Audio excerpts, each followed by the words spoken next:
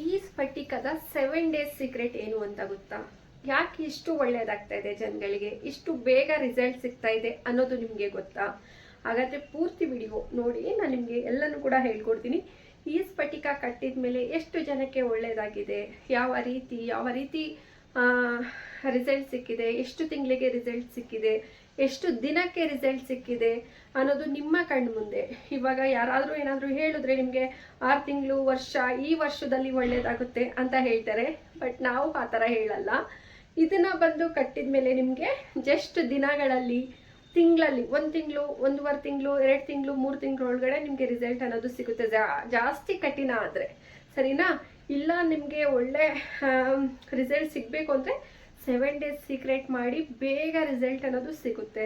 ತುಂಬ ಜನ ಇದನ್ನು ಕೇಳ್ತಾ ಇದ್ದೀರಾ, ನಾವು ಅಂಗಡಿಯಿಂದ ತಂದು ಇಟ್ಟಿದ್ದೀವಿ ಸಿಸ್ಟರ್, ಆದರೂ ಕೂಡ ನಮಗೆ ರಿಸಲ್ಟ್ ಬರ್ತಾ ಇಲ್ಲ. ಮತ್ತೆ ಅಂಗಡಿಯಿಂದ ತಂದಿಟ್ಟು ನಿಮ್ಮ ಹತ್ರ ಕೂಡ ಪರ್ಚೇಸ್ ಮಾಡಿ ನಾನು ಇದನ್ನು ಕಟ್ಟಿದ ಮೇಲೆ ರಿಸಲ್ಟ್ ಸಿಕ್ತು ನನಗೆ, ಯಾಕೆ ಅಂತ ಕೇಳ್ತಾ ಇದ್ದೀರಾ. ಹೌದು, ಹೇಳ್ಬೇಕು ಅಂತ ಗೊತ್ತಿಲ್ಲ. ಬಟ್ ನಾನು ಕೂಡ ಇದನ್ನ ಹಾಗೆ ಇಲ್ಲ, ಇದನ್ನ ಕಟ್ಟುವ ಸರಿಯಾದ ವಿಧಾನ ಹೇಳ್ಕೊಡ್ತೀನಿ, 7 ಡೇಸ್ ಮೆಥಡ್ ಹೇಳ್ಕೊಡ್ತೀನಿ. ಮನೆಯಲ್ಲೂ ಕೂಡ ನಾನು ದುವಾ ಮಾಡಿ ಕಳಿಸ್ಕೊಡ್ತೀನಿ, ಎಲ್ಲರಿಗೂ ಒಳ್ಳೇದಾಗಲಿ ಅಂತ. ಇನ್ನು ಕೆಲವರು ಕೈಗುಣ ಅಂತ ಏನು ಹೇಳ್ತಾರೆ, ಆ ಥರನೂ ಕೂಡ ಇರ್ಬೋದು, ನನಗೆ ಸರಿಯಾಗಿ ಗೊತ್ತಿಲ್ಲ. ಬಟ್ ಒಳ್ಳೆ ರಿಸಲ್ಟ್ ಅನ್ನೋದು ಖಂಡಿತ ಸಿಕ್ಕೇ ಸಿಗುತ್ತೆ ನಿಮಗೆ, ಸರಿನಾ? ನಾನು ಹೇಳ್ಕೊಡೋ ರೀತಿ ನೀವು ಮಾಡಿದಾಗ ಒಳ್ಳೆ ರಿಸಲ್ಟ್ ಅನ್ನೋದು ಖಂಡಿತ ಸಿಗುತ್ತೆ. ಬೇಕು ಅಂದರೆ ಸ್ಕ್ರೀನ್ ಮೇಲೆ ನಂಬರ್ ಇದೆ, ಆರ್ಡರ್ನ ಮಾಡ್ಕೊಳ್ಳಿ, ವಾಟ್ಸಪ್ ಮೆಸೇಜ್ ಮಾಡಿ. ಇದರಲ್ಲಿ ತುಂಬ ಒಂದಿಷ್ಟು ಬಂದಿದ್ದಾವೆ, ಎಲ್ಲನೂ ತೋರ್ಸೋಕ್ಕಾಗಲ್ಲ, ಒಂದಿಷ್ಟನ್ನ ಮಾತ್ರ ನಿಮ್ಮ ಜೊತೆ ಶೇರ್ ಮಾಡ್ಕೋತೀನಿ, ಸರಿನಾ? ನಾನು ಸ್ಫಟಿಕ ತಗೊಂಡು 3 ತಿಂಗಳಾಯಿತು. ಈಗ ಒಂದು ರಿಸಲ್ಟ್ ಈಗ ಹೊಂಟಿದೆ, ತುಂಬಾನೇ ಚೆನ್ನಾಗಿದೆ.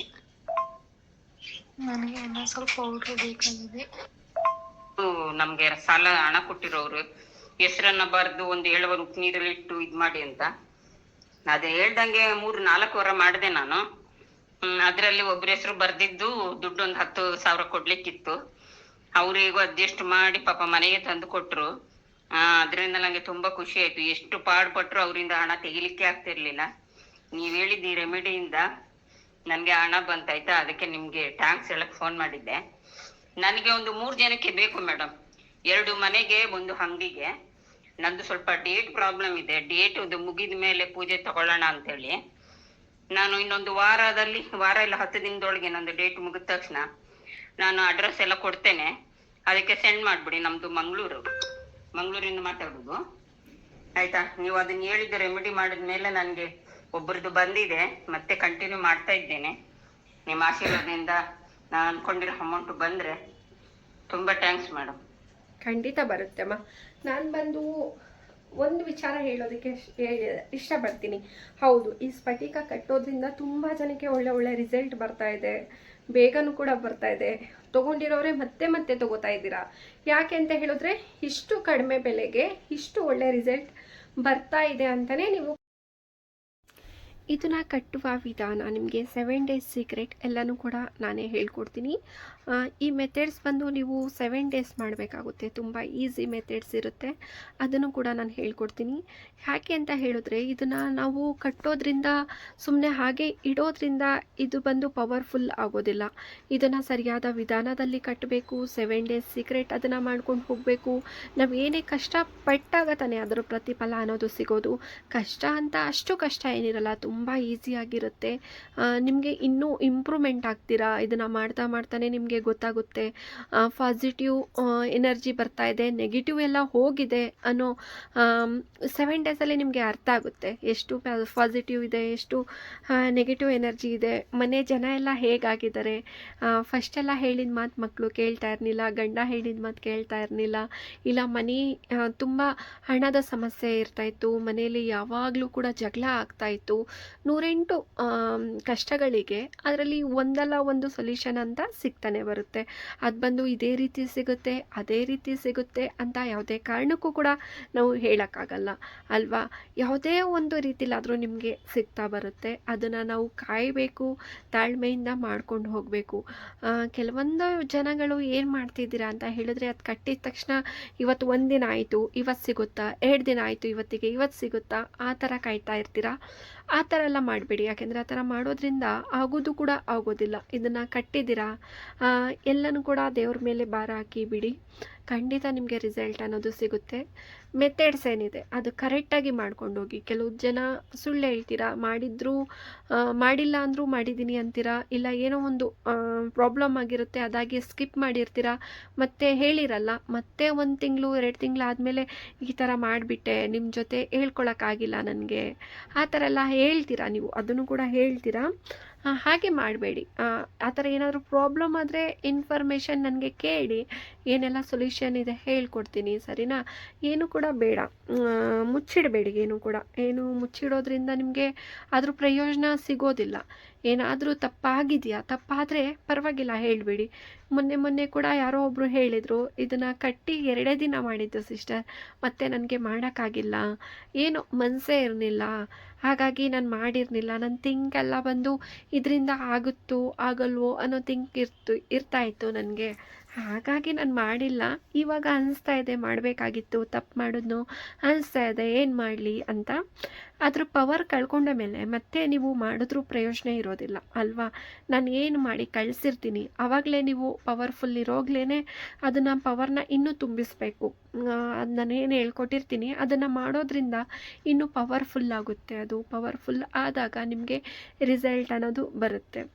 ಹಾಗೆಯೇ ರೆಮಿಡಿಗಳೂ ಅಷ್ಟೇ, ಯಾವುದು ನಿಮಗೆ ಉಪಯೋಗ ಆಗುತ್ತೆ, ಯಾವುದು ಒಳ್ಳೆ ರೆಮಿಡಿ. ಇವಾಗ ನಾನು ಹಲವಾರು ರೆಮಿಡಿ ಅಂದರೆ ಒಂದಿಷ್ಟು ಉಪ್ಪಿನ ರೆಮಿಡಿಗಳನ್ನು ನಾನು ಹೇಳ್ಕೊಟ್ಟಿದ್ದೀನಿ ಅಲ್ವಾ? ಅದನ್ನು ಕೂಡ ನೀವು ಅದನ್ನೇ ನಿರಂತರವಾಗಿ ಮಾಡಬೇಕು. ಒಂದನ್ನು ನಂಬಿ ನೀವು ನಿರಂತರದಿಂದ ಮಾಡ್ಕೊಂಡು ಬರಬೇಕು, ಆವಾಗಲೇ ನಿಮಗೆ ರಿಸಲ್ಟ್ ಅನ್ನೋದು ಸಿಗೋದು. 1 ಸತಿ ಮಾಡಿದ್ರೆ ಇಲ್ಲ ಸಿಕ್ಕೇ ಇಲ್ಲ, 2 ಸತಿ ಮಾಡಿದ್ರೆ ಸಿಕ್ಕೇ ಇಲ್ಲ, ಅಯ್ಯೋ ಇದೇನು ಮಾಡೋದು, ಏನು ಪ್ರಯೋಜನ ಆಗಲ್ಲ ಅಂತ ಬಿಟ್ಬಿಟ್ಟಿರ್ತೀರ. ಮತ್ತು ನೀವು ಅದೆಲ್ಲ ಸುಳ್ಳು ಹಾಗೆ ಹೀಗೆ ಅಂದ್ಕೊಂಡಿರ್ತೀರ. ನಾನು ಹೇಳೋದು, ಇವಾಗ ನಾವು ಏನೋ ಒಂದು ಹಲ್ವಾರು ನೋಡ್ತಾನೆ ಇರ್ತೀವಿ, ಒಂದು ಬಟ್ಟೆ ಅಂಗಡಿಗೆ ಹೋಗ್ತಾ ಇರ್ತೀವಿ ಅಂತ ಹೇಳಿ, ಯಾವುದೋ ಒಂದು ಇಷ್ಟ ಆಯಿತು ಅದನ್ನು ತಗೋಬೇಕು ಬರಬೇಕು ಅಲ್ವಾ?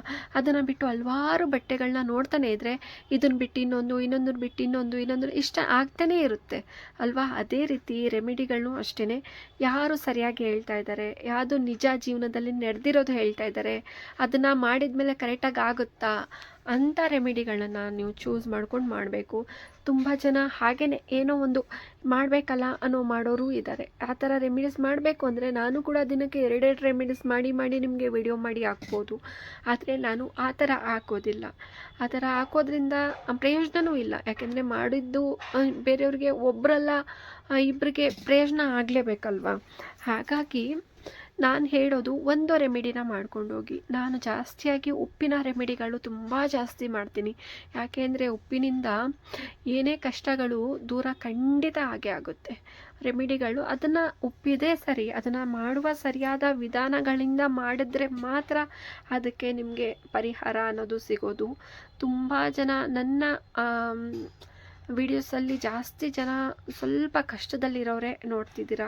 ಯಾಕೆ ಅಂತ ಹೇಳಿದ್ರೆ ಹಣದ ಸಮಸ್ಯೆ, ಸಾಲದ ಸಮಸ್ಯೆ, ಆ ಥರ ಸಮಸ್ಯೆಗಳಿಂದ ಜಾಸ್ತಿ ನೋಡ್ತಾ ಇದ್ದೀರಾ. ಹಾಗಾಗಿ ಅವ್ರಿಗೆ ನಾನು ಹೇಳೋದು, ಒಂದಿಷ್ಟು ರೆಮಿಡಿನೂ ಕೂಡ ಮಾಡಿ, ಈ ಸ್ಫಟಿಕ ಏನಿದೆ ಇದನ್ನು ಕೂಡ ಕಟ್ಟಿ, ಒಳ್ಳೆ ರಿಸಲ್ಟ್ ಬರುತ್ತೆ.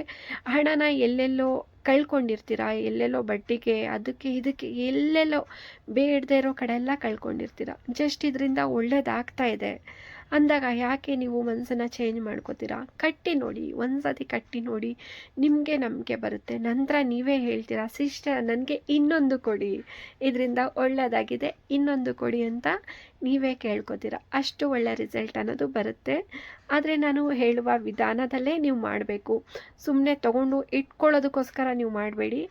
ಒಂದಿಷ್ಟು ಕಷ್ಟ 7 ಡೇಸ್ ನಿಮಗೆ ಒಂದಿಷ್ಟು ಕಷ್ಟ ಅಂತಲೂ ಆಗಲ್ಲ. ನನ್ನ ಪ್ರಕಾರ ಅದು ಎಲ್ಲ ಮಕ್ಕಳು ಕೂಡ ಮಾಡ್ಬೋದು, ಅಷ್ಟು ಈಸಿ ಇರುತ್ತೆ. ಆದರೆ ರಿಸಲ್ಟ್ ಅನ್ನೋದು ಪಕ್ಕ ಜಾಸ್ತಿ ಬರುತ್ತೆ ಅಲ್ವಾ? ಹಾಗಾಗಿ ಮಾಡಿ, ಖಂಡಿತ ನೀವು ಮಾಡ್ಕೊಂಡು ಹೋಗಿ. ಒಳ್ಳೆ ರಿಸಲ್ಟ್ ಸಿಕ್ಕಿದ ಮೇಲೆ ಸ್ಟಾಪ್ ಮಾಡೋಕ್ಕೆ ಹೋಗಬೇಡಿ, ಮತ್ತು ನನಗೆ ಇನ್ಫಾರ್ಮ್ ಮಾಡಿ, ರಿಸಲ್ಟ್ ಸಿಕ್ಕಿದೆ ಸಿಸ್ಟರ್, ನನಗೆ ಇಷ್ಟು ದಿನಕ್ಕೆ ರಿಸಲ್ಟ್ ಸಿಕ್ಕಿದೆ ಅನ್ನೋದು ಇನ್ಫಾರ್ಮ್ ಮಾಡಿದ್ರೆ ನಾನು ನಿಮಗೆ ಮುಂದಿನ ಮೆಥಡ್ಸ್ ಏನಿದೆ, ಸಿಕ್ಕಿದ ಮೇಲೆ ಏನಿದೆ ಮೆಥಡ್ಸ್ ಅದನ್ನು ಕೂಡ ಹೇಳ್ಕೊಡ್ತೀನಿ. ಸಿಕ್ಕಿದ ಮೇಲೆ ನನಗೆ ಇನ್ಫಾರ್ಮ್ ಮಾಡಿ, ಸರಿನಾ?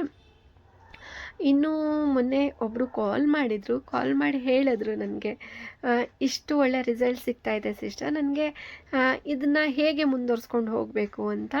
ನಾನು ಹೇಳಿದೆ, ಹೀಗೆಲ್ಲ ಹೀಗೆ ಮಾಡಿ ಮುಂದೆ ಈ ಥರ ಇಂಪ್ರೂವ್ಮೆಂಟ್ ಆಗುತ್ತೆ ನಿಮಗೆ. ನೀವು ಒಳ್ಳೆಯದಾಯಿತು, ನೀವು ನನ್ನ ಜೊತೆ ಹಂಚ್ಕೊಂಡಿದ್ದು ಒಳ್ಳೆಯದಾಯಿತು. ಯಾಕೆಂದರೆ ಕೆಲವು ಜನ ಏನು ಮಾಡ್ತೀರಾ ಅಂದರೆ, ಇಂಪ್ರೂವ್ಮೆಂಟ್ ಆದ ತಕ್ಷಣ, ಅದು ರಿಸಲ್ಟ್ ಸಿಕ್ಕಿದ ತಕ್ಷಣ, ಓ ಅವ್ರಿಗೆ ಯಾಕೆ ಹೇಳಬೇಕು, ನಾನು ಇಷ್ಟೇ ಸಾಕು ಅಂತ ನೀವು ಮಾಡಿಕೊಂಡು ಅಲ್ಲೇ ಸ್ಟಾಪ್ ಮಾಡಿರ್ತೀರ. ಅದಾದಮೇಲೆ ನಿಮಗೆ ಕಷ್ಟ ಜಾಸ್ತಿ ಆಗ್ತಾ ಬಂದಾಗಲೇ ನೀವು ಮತ್ತೆ ನನಗೆ ಹೇಳ್ತೀರಾ, ತುಂಬ ರಿಸಲ್ಟ್ ಸಿಕ್ಕಿತ್ತು ಸಿಸ್ಟರ್, ಮತ್ತೆ ಸ್ಟಾಪ್ ಹೋಗೈತಲ್ಲ ಸಿಸ್ಟರ್ ಅಂತ ನನಗೆ ಕೇಳ್ತೀರಾ. ಅದಾದಮೇಲೆ ಸ್ಟಾಪ್ ಆದಮೇಲೆ ಕೇಳಿದ್ರೆ ಏನು ಪ್ರಯೋಜನ? ನಾನು ಎಲ್ಲ ವೀಡಿಯೋದಲ್ಲೂ ನಾನು ಹೇಳಿರ್ತೀನಿ ನಿಮಗೆ, ಆ ರಿಸಲ್ಟ್ ಸಿಕ್ಕಿದ ಮೇಲೆ ಪ್ಲೀಸ್ ಇನ್ಫಾರ್ಮ್ ಮಾಡಿ, ನಾನು ನಿಮಗೆ ಮುಂದಿನ ಮೆಥಡ್ಸ್ಗಳನ್ನ ನಾನು ಹೇಳ್ಕೊಡ್ತೀನಿ ಅಂತ ಅಲ್ವಾ. ನೀವು ಸ್ಟಾಪ್ ಆದಮೇಲೆ ನನಗೆ ಕೇಳಿದ್ರೆ ನೀವು ಮತ್ತೆಯಿಂದ ಸ್ಟಾರ್ಟ್ ಮಾಡಬೇಕಾಗುತ್ತೆ. ಮತ್ತೆಯಿಂದ ಶುರುವಿಂದನೇ ನಿಮಗೆ ರಿಸಲ್ಟ್ ಅನ್ನೋದು ಸಿಗ್ತಾ ಬರೋದು. ಹಾಗಾಗಿ ಪ್ಲೀಸ್ ನಿಮಗೆ ರಿಸಲ್ಟ್ ಸಿಕ್ಕಿದ ಮೇಲೆ ಹಂಚ್ಕೊಳ್ಳಿ, ಮುಂದೆ ಏನು ಮಾಡಬೇಕು ಅಂತ ಕೇಳಿ, ಅದರ ಪ್ರೊಸೀಜರ್ ಏನಿದೆ ನಾನು ಹೇಳ್ಕೊಡ್ತೀನಿ ಫ್ರೀಯಾಗಿ. ಮತ್ತು ನೀವು ಕೆಲವು ಜನ ಅನ್ಕೋಬೋದು, ಮತ್ತೆ ಕೇಳಿದ್ರೆ ಹಣ ಗಿಣ ಕೇಳಿಬಿಡ್ತಾರೋ ಏನು ಅಂತ. ಇಲ್ಲ, ನಾನು ಯಾವುದೇ ರೀತಿ ಹಣ ಏನೂ ಇಲ್ಲ, ಏನು ಸಜೆಷನ್ ಏನೆಲ್ಲ ಕೊಡ್ತಾಯಿದ್ದೀನಿ ಅದೆಲ್ಲ ನಿಮಗೆ ಫ್ರೀಯಾಗೆ ನಾನು ಹೇಳ್ಕೊಡ್ತೀನಿ. ಯಾವುದೇ ರೀತಿ ₹1 ಹಣನೂ ಕೂಡ ತೊಗೊಳ್ಳಲ್ಲ. ತುಂಬ ಜನ ಅವರಾಗೆ ಅವರು ಹೇಳಿರ್ತಾರೆ, ನನ್ನ ಇದರಿಂದ ಕಟ್ಟಿದ ಮೇಲೆ ನಾನು ಹೊಲ ಮಾರಿದೆ, ಅದರಿಂದ ಹಣ ಬಂದಿದೆ, ಒಂದಿಷ್ಟು ಹಣ ಕೊಡ್ತೀನಿ ತಗೊಳ್ಳಿ ಸಿಸ್ಟರ್, ನನ್ನ ಖುಷಿಗೋಸ್ಕರ ತಗೊಳ್ಳಿ, ಒಂದಿಷ್ಟು ಹಣ ಬಂದಿದೆ, ನನಗೆ ಕೊಟ್ಟಿರೋ ಹಣ ನನಗೆ ಖುಷಿ ಆಯಿತು, ಬೇರೆ ಕಡೆ ಮಾಡಿಸಿದ್ರು ನಾನು ಇಷ್ಟು ಹಣ ಕೊಡ್ತಾ ಇದ್ದೆ ಅಲ್ವಾ, ಹಾಗಾಗಿ ನಿಮಗೋಸ್ಕರ ಕೊಡ್ತೀನಿ ತಗೊಳ್ಳಿ ಸಿಸ್ಟರ್ ಅಂತ ಹೇಳ್ತೀರಾ. ನನಗೆ ಇಷ್ಟ ಇಲ್ಲ, ನನಗೆ ಅದೆಲ್ಲ. ನನಗೆ ನಾನು ದುಡಿಬೇಕು, ನಾನು ತಿನ್ನಬೇಕು, ಆ ಥರ ನಾನು ಇರೋದ್ರಲ್ಲೇ ಸಂತೋಷದಲ್ಲಿದ್ದೀನಿ. ಆ ಥರ ನೋಡಿ, ಈ ಸ್ಫಟಿಕ ಎಷ್ಟು ಜನರ ಜೀವನ ಚೇಂಜ್ ಮಾಡಿದೆ ಗೊತ್ತಾ. ಎಷ್ಟು ಜನರು ಅಂದ್ಕೊಂಡೇ ಇರಲಿಲ್ಲ ಇದನ್ನು ಕಟ್ಟಿ ಈ ಥರ ಮಾಡಿದ ಮೇಲೆ ನಿಮಗೆ ರಿಸಲ್ಟ್ ಸಿಗುತ್ತೆ ಅಂತ. ಅಷ್ಟು ಒಳ್ಳೆ ರಿಸಲ್ಟು ಇದರಲ್ಲಿ ಸಿಕ್ಕಿದೆ. ಖುಷಿ ಆಗುತ್ತೆ ಒಂದು ಕಡೆ, ನಮ್ಮಿಂದ 4 ಜನಕ್ಕೆ ಒಳ್ಳೆಯದಾಗಿದೆ ಅಂದರೆ ಎಷ್ಟು ಖುಷಿಯಾಗುತ್ತೆ ಅಲ್ವಾ. ಅವರು ಮನಸ್ಫೂರ್ತಿಯಾಗಿ ನಮ್ಮನ್ನು ಒಳ್ಳೆಯದಾಗಿದೆ, ಇದರಿಂದ ತುಂಬ ಒಳ್ಳೆಯದಾಗಿದೆ, ನಿಮ್ಮ ಫ್ಯಾಮಿಲಿನ ದೇವರು ಚೆನ್ನಾಗಿಟ್ಟಿರಲಿ, ಒಳ್ಳೆಯದಾಗಲಿ, ನಿಮ್ಮಿಂದ ನನಗೆ ಈ ಥರ ಒಳ್ಳೆ ದಾರಿ ಸಿಕ್ತು ಅಂತ ಹೇಳಿದಾಗ ಖುಷಿ ಅಂತೂ ನನಗೆ ಆವತ್ತಿನ ದಿನ ತುಂಬ ನೆನೆಸ್ಕೋತೀನಿ. ತುಂಬ ಪದೇ ಅದನ್ನು ಹಾಕಿ ಕೇಳ್ತೀನಿ ಕೂಡ. ನನಗೆ ಬೇಜಾರಾದಾಗೆಲ್ಲ ಅದಕ್ಕೆ ಕೇಳ್ತೀನಿ. ನನಗೆ ಏನಾದರೂ ಕಷ್ಟ ಬಂದಾಗ, ನೋಡಿ ನೀನೇ ಬೇರೆಯವ್ರಿಗೆ ಒಳ್ಳೇದು ಮಾಡ್ತಾಯಿದ್ದೀಯಾ, ನೀನು ಯಾಕೆ ಕುಗ್ಗುತ್ತಿದೀಯಾ ಅಂತ ನನಗೂ ಕೂಡ ಅನಿಸುತ್ತೆ. ಆ ಥರ ಬೇಜಾರಾದಾಗ ನಾನು ಕೂಡ ಮನುಷ್ಯರೇ, ನನಗೂ ಬೇಜಾರಾಗುತ್ತೆ.